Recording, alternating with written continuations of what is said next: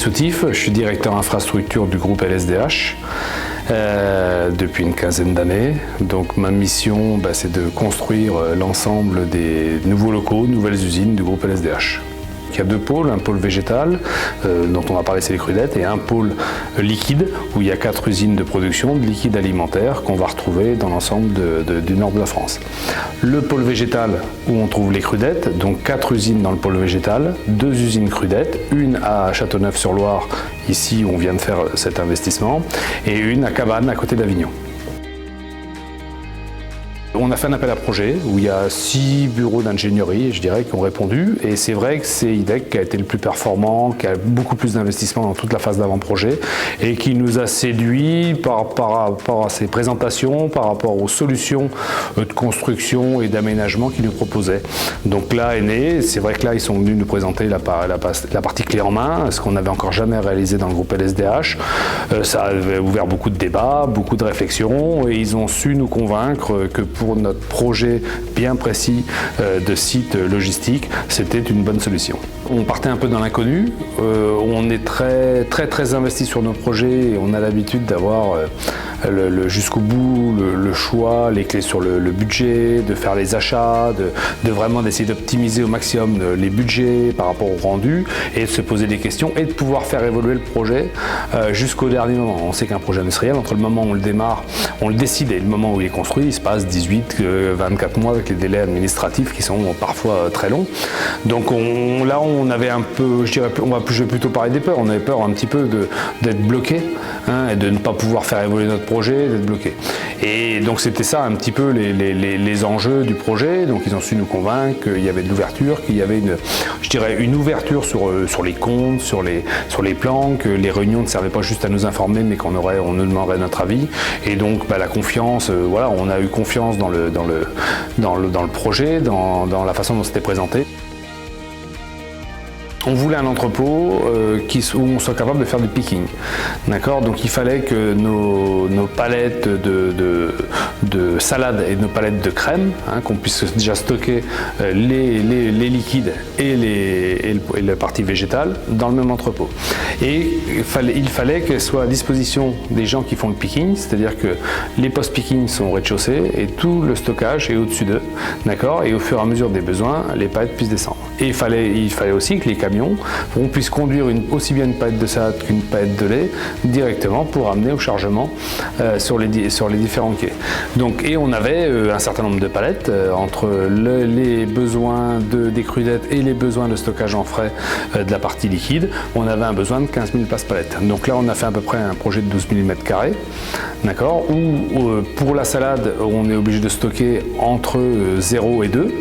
La salade n'aime pas le gel, donc un des enjeux était de ne jamais geler, mais par contre elle n'aime pas non plus les coups de chaud, donc il ne faut pas dépasser 2 degrés. Donc la partie température et variabilité de la température est un enjeu fort et était un des critères à respecter. Donc tout ça, ça a été réfléchi et c'était vraiment l'enjeu du projet, c'est de pouvoir créer le bâtiment autour de ce process qui permette la fluidité dans les flux.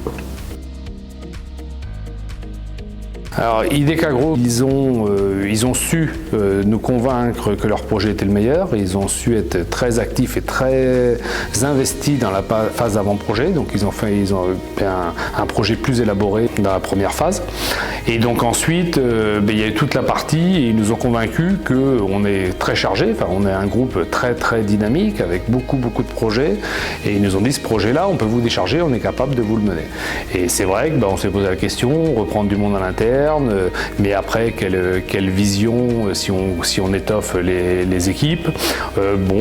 C'est peut-être la bonne occasion de faire un vrai premier projet, clé en main, et de pouvoir s'en servir quand on en aurait besoin, si le projet se passait bien et qu'il nous plaisait.